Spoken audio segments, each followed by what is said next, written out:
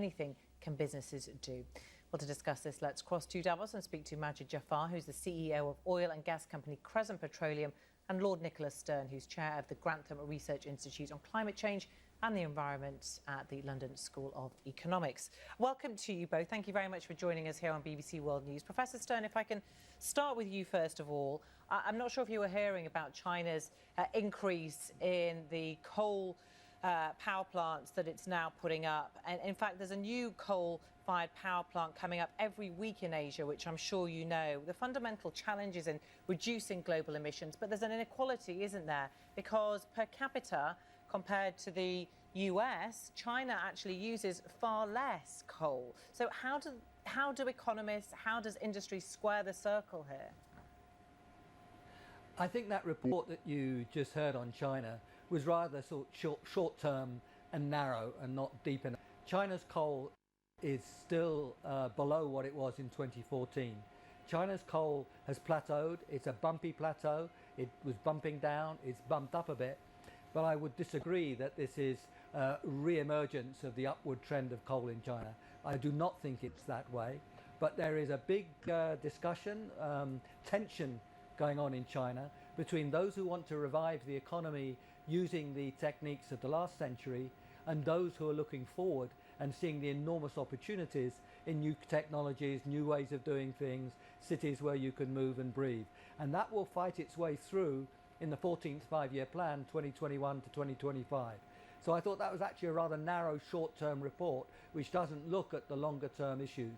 And the world has got to interact with China on finance and technology and its own plans for emissions reductions and work together so that China can see that future in a very different way from the past. OK, well, let's talk to Majid Jafar, who is certainly looking to the future as far as his company is concerned. Within the past few days, your company announced a whole series of new measures, new ways that you're going, looking towards a sustainable future. Tell us about those and what you're hoping to achieve. Yeah, so as an oil and gas company, we're now actually much more a gas and oil company. We're 85% of our production is gas. Our carbon intensity is 80% below the industry average. And we've got flaring down to 0.7% and pushing that as far to zero as we can. I think the oil and gas industry hasn't done as good a job as we should be at explaining what we do and why we do it.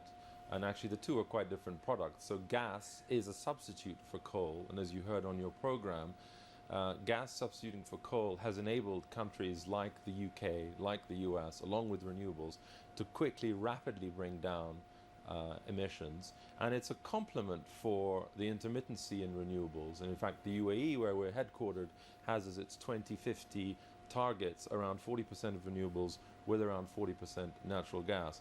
But natural gas is a fossil fuel, though, yes, isn't it? And actually producing it does produce methane, which is also a source of global warming.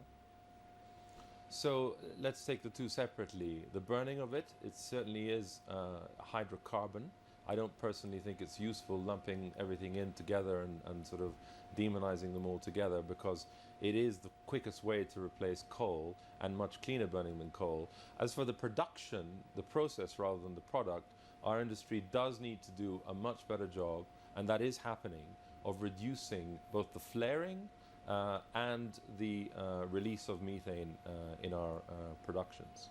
Turning to oil, the demand growth is not actually from cars, it's from petrochemicals. A lot of the things in this studio and the screens your viewers are watching this on, other household items, also trucking, shipping and air transport. None of those have today an available renewable technology that's scalable. So you will still need oil, but it is expected to peak demand somewhere in the middle of this century. And we certainly need to be making the investments, as the professor said, in the next technologies and embracing the developing world. It's fine to have awareness and pledges here in Europe or in the US, but actually, as you pointed out in your program, that's not where the emissions are coming from. They're coming 2/3 from Asia and 1/3 from Africa.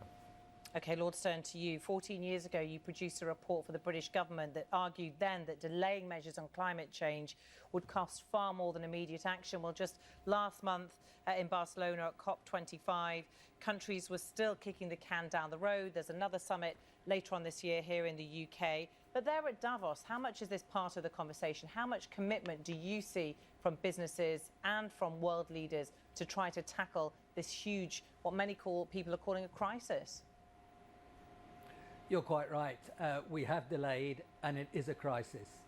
We're headed for well over 3 degrees temperature increase for the world relative to the second half of the 19th century, and we haven't been there for 3 million years.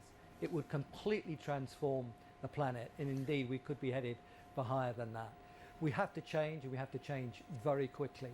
And I think that's starting to be understood in a way within business that in some ways has run ahead of governments. So you've seen very recently Microsoft, which is going to go carbon negative by 2030.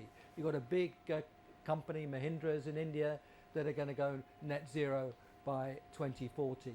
You've got many financial companies that are changing their ways. Even BlackRock has been targeting to really cut right back on the carbon intensity of its investments. So what you're seeing finally, and it has been slow, too slow, but you're finally seeing here in Davos an understanding of the urgency, the fact we are in a crisis and how rapidly we have to change, but also an understanding of how we can change. Those technologies are coming. For a while, substituting some natural gas for coal does make sense, but that's a bridge to a zero carbon future. And we have to go there because all the while we're net positive, concentrations are going up and temperatures are going up. So fundamentally we have to go to net zero. We have to do it in 30 or 40 years. And business here and finance are seeing not only that we must do it, but actually they're beginning to see and demonstrate how we can do it. Okay, Professor Stern and Majid Jafar, thank you very much for joining us from Davos, the World Economic Forum there. Thank you.